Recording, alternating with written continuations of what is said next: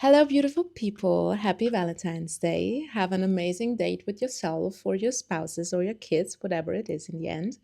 I wanted to give you quick tips how you can get rid of cravings and meat aversions because I was fighting it the last couple of days a lot because I had a stomach flu and I just, for the love of God, couldn't eat anything remotely meaty or fishy or even eggs at some point. So I'm going to just give you some advice and also how to navigate or what are the worst things when you fall off the wagon when you're doing a ketogenic diet. Let's dive into it. So, first things first, most of the time, especially cravings, can also come from missing vitamins.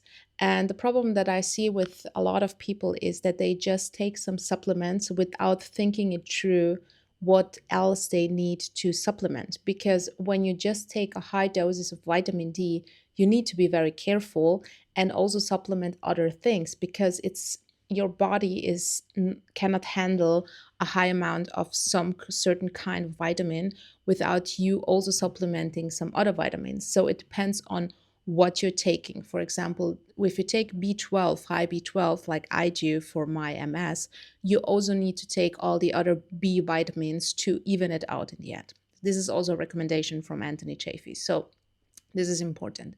When you take vitamin D, it's also very important to take magnesium, which a lot of people don't know because you will start having cramps. You will also start having maybe cravings. So, magnesium is a very interesting thing to look up. So, it depends on what you're missing. Most of the time, it's a very good idea to have the blood work done, but it is expensive. Like when you look into the vitamins that are crucial for us, like the B vitamins and so on, you will have to pay. And I pay every half year, I would say like 500 euros in my country to do so. If I do the same things in Bosnia, where I was born, it's half of the price, but also the results are very varying. So at one point in the summer, I did a lot of lab tests for the same thing after even a couple of days. So the variation shouldn't be that high, but it was. So there are not all labs that you can trust. This is unfortunately, and it doesn't mean that just because the lab is expensive that it's better than the cheaper ones. Not at all. So but it will give you a little bit of a feeling because when you're very low or very high, this is something you will see also in the cheaper and the expensive lab tests. And then you can navigate through it and say, okay, I'm going to stop supplementing it or I'm going to supplement when I'm low. So look into that first. The second thing is when you have a meat aversion and you only eat meat, you only eat like the lion diet, beef, salt, water. The logical thing is, and I'm pretty sure you all know it, but you need to just experience and different brands, different cuts, different ways of preparing it. Me personally, I'm an extremely lazy person when it comes to cooking, especially. I just hate cooking. I always hated it. I don't like preparing stuff. I like it easy going. So for me, the dummies grill for carnivores or the air fryer are my go-to things. Even with the Teflon thing, it's not good for us. It's toxic. But at that point, I don't care. I really don't. I think that even my all the things that I'm wearing will in the end kill me because of all the chemicals. So and all my hair products and whatever I'm putting on my face. So at that point, honestly, I want to have my life easy and I'm just looking into stuff that I say, okay, I'm gonna use it anyway, especially the air fryer, for example. um, for me, there is always a variation if I prepare, for example, a ribeye in my dummies grill, if I prepare it in the air fryer, if I make it on the grill, if I put it in the oven, if I make it with tallow, if I make it without anything. There are so many ways and they're always tasting different. So this is a version that I can tell you. But at that point, when I had the stomach flu, I, for the love of God, could not look at meat. I tried everything. I tried liver. I tried extremely different tasting cuts as well, which taste completely different, like not meaty, but these stronger tastes. I I tried everything, even the expensive ones. When it comes to that, the different kind of brands, different kind of butchers. Yeah, that it was just bad for me, especially switching between steak and ground beef and make it really crispy. That can make the trick. So if you never tried it, you can experiment with ground beef a little bit more, or make ground beef bars, which is just making it very crunchy in the oven or on the stew. Do you say stew in English? Um, you can just make it crunchy, then put in some butter if you do, or tallow. I don't like the tallow version at all. I'm the butter version person, and then just put it in the freezer. So mix the butter and or the tallow with the ground beef, and then put it in the freezer, and you make these carnivore bars that all influencers are promoting them. um, you can make it just by yourself for like nothing. When you use also other things besides meat, there are different versions that you can do when your meat aversion starts. So you can do a fish day if you do fish, because you have a lot of variation. And if you one day just eat sardines because they have a high vitamin D and all the nutrients you need, and you can just live off sardines, you can experiment with that. If you put also some, even if it's like what a lot of carnivores do, they put mustard in it or lemon. I'm the lemon kind of person. I love it for the sardines, or nothing. It depends. If you're really starting to have a meat aversion, you need to do everything to get rid of it in the end, because you will fall off the wagon. It is what it is. So when you start having, for example, the fish day, you the next day or in 2 days, I'm pretty sure you will crave steak again, because at some point you just can't see it anymore. So for me, one day sardines most of the time is enough to get rid of my meat aversions, or also doing egg days and do the eggs in every variation there is, just to have a little bit of a different taste. Cooked, boiled, as fried, whatever. So these are the things you can navigate in the more like appropriate carnivore world. If you add also different things and go the dairy part, you can navigate through that. If this all doesn't help you, which was the case in my case, which is just awful, because yesterday was my 1 year anniversary on carnivore, and the last 14 days, because of my stomach flu, I failed my journey completely. So why did this happen? Because I tried to put my vitamins high. It didn't help, because my stomach was just so when you also have the stomach flu, the electrolytes, as I said, the vitamins are crucial. So I also had enough electrolytes. I had everything that I needed, because I'm experienced now with that. So that wasn't the case for me. I just was sitting at home, starting to be a little bit of, down, because I was again sick. My immune system is just a little bit broken after my surgery and everything. So it was hard for me to get myself up at a certain kind of level, and it was just in my head in the end. So when that didn't help, I did the sardines day, but I started getting sick of fish. I just wouldn't go back to meat as well, and also the same thing applied to eggs. So what helped me a little bit better at some point, but I did it at the wrong time, then it was already too late. So what I can tell you, what is very effective for me personally, dairy is not really good for you. So you will see the difference if you eat just meat and beef, salt water, lye, and whatever. You will see the difference if you add something that is dairy. It can be butter, it can be milk, it can be whatever it is, whipped cream without sugar. When you add that, you will see, or I don't know any person that does not experience the same thing. You will have a clogged nose. You will have a little bit problems of even swallowing or breathing, because the milk and the dairy is just, making it sticky, making your whole throat sticky in the end. This is something you will experience very fast if you were very clean eating and then you have the dairy. So dairy to go is not the best thing to implement in your diet at all.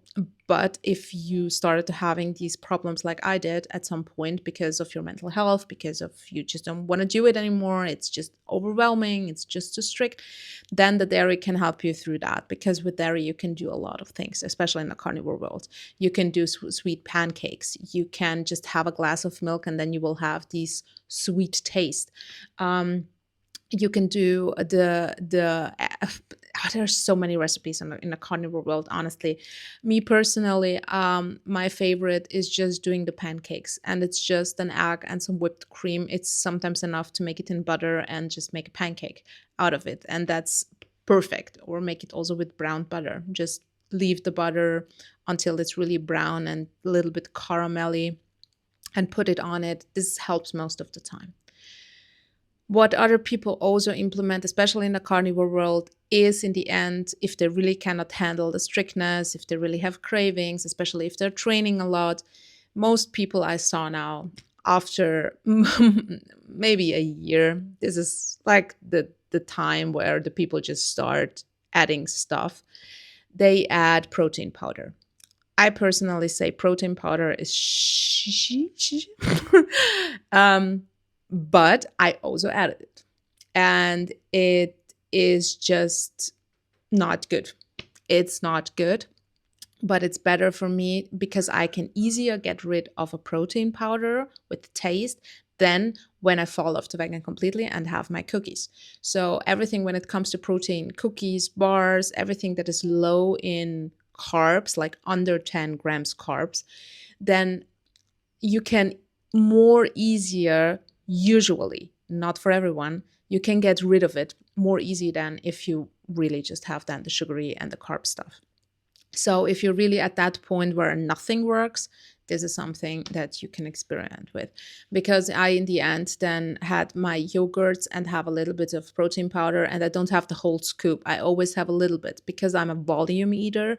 For me, volume is very important. Volume means in that case, I need to have a lot. I cannot have a little bit piece of chocolate and then I'm happy. I need to have 5, 6 bars of chocolate when I'm eating chocolate. It's nuts.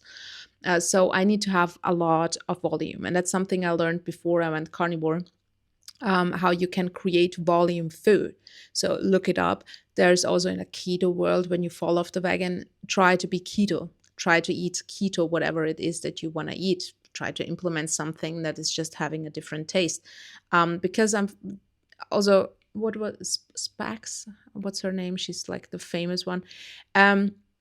She has implemented with her husband at the time when she started 1 day a week, a keto day with her whole family until they got rid of it. So this is, for example, a very good version. She's something also, she did hot dogs with, she had cheese. Then she had a little bit of tomato sauce on it, and she rolled it into a sausage. And that's something that she was eating, like especially in the beginning of her carnivore journey, and also in the middles when she's just, they want to just have something different or have a special date or have something.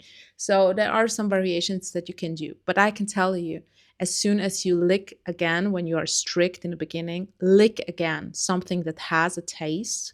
It doesn't matter if it's a sweet, it doesn't matter if it's carbs. Sometimes it's even just spices or like ketchup or whatever. It's just different taste. It can backfire completely. One thing, what I want to tell you, which is so bad, what most people I think don't know, is that if you're doing a ketogenic diet, it's carnivore, it's keto, it's ketovore, stuff like that. Your body, if you really cheat and fall off the ketogenic diet for your body, it will backfire like double and 3 times worse than you would if you usually would just have, for example, you have Christmas and you have 3, 4 dinners in a row, which you just are not in a ketogenic diet anymore. So it's hard for you to get rid of the carbs addiction and that kind of things. But it will also can make your body just be completely out of control. Because I can tell you, as soon as I fall off the wagon, I gained 8 kg, 8 in not even 10 days. And I'm not kidding. I'm not. In that time when I had the stomach flu, I was eating stuff that I usually never had issues, and it wasn't a big amount of things in the end. It was just I lost it like 3 days in a row, like heavily lost it, just the hardcore period of time that I had. And it backfired that bad that my body could not recover, not me even being OMAD. I'm going to the gym. I'm training a lot with weightlifts right now. So all of that just added up like in a completely backfiring situation. And I'm talking about also mentally. I just started having anxiety attacks, panic attacks. My heart was just really bad. And this is also very important, especially the heart cannot handle you cheating when you are in a ketogenic diet. It can't. You can get really problems with your heart. So at some point, if you not even can be keto, um, and you're cheating a lot, it's very dangerous for your body. Then you should maybe go paleo or something like that. But you should look it up. It can really cause you heart problems. So the good things that you're doing, if you cannot handle it also with your mental health or these things for in a longer period of time, it can cause you heavily problems. So it's it can be for some people crucial even in the first year. It can, like it was for me now. I really have issues with my heart just falling off 3 days into this carb spiral, and my body is just completely out of control. So this is what I really wanted to address, because if if this is happening, you should think how you want to handle your life in the end. Because can you handle being ketogenic? And this is something I told, I think, in my last video as well. You need to have a plan B prepared. You need to have a written plan B when these things happen. What is the checklist that I can do first until before I lose it? What are the things that I can add? What are the recipes which are a little bit more fun? For example, the carnivore pizza or the hot dog from that one carnivore influencer that I just told. What are the things that you can just do to navigate through it? What has the least carbs, and how you can manage really to eat just one bar of a keto bar, which has under 10 grams, for example, carbs, and not then eat 5 or 6 like it was with me in the end. Because when I eat something that has taste, I'm losing it. I'm losing it. So I am already working down with some therapy and these kind of things to get rid of these mental things, because it's just in my head. It's just in my head. And we need to learn how to do it when we never learned it as children. There are so many friends of mine that learned it as children, that they did a lot of sport, that their family always had together dinner, sitting there eating together. My whole childhood was eat whatever you want. I think I posted also in my community post. There I was, I think, 2 or 3 years old. I had like a big chocolate bar in my hand and I was just eating it. And I was like my whole childhood. I looked into the videos. I was just constantly eating whatever I want to eat. And as a kid, if you lick something sweet, you just want to eat sweet. And if your parents allows it, that's what's going to happen. And this had an impact on me. And also my dad being a sugar addicted junkie, having always cookies with him, this cookie addiction is now with me. And I'm also giving it to my son, because it's an addiction. It's hard to navigate through it. So I'm trying my best. What I saw with my son as well is when you have something prepared, and I made him yesterday and the day before, I don't ask him anymore, what do you want to eat? I'm just making him the steak. I'm cutting it into little pieces. And when he's gaming or doing something, I'm just preparing and putting it in front of him. And then he's eating it. You know, it's no discussion. It's no fighting. It's just if you have it in front of your nose, you're going to eat it. So if you just prepare your steak before you get hungry, just cut it into little pieces, or have something, or dry meat or whatever it is, and have it somewhere lying around nearby if you're having these kind of phases, that also can help. So it's enough for today. I have to work. Happy to have you, and have an amazing, hearty day, Valentine's Day, and see you soon. Bye.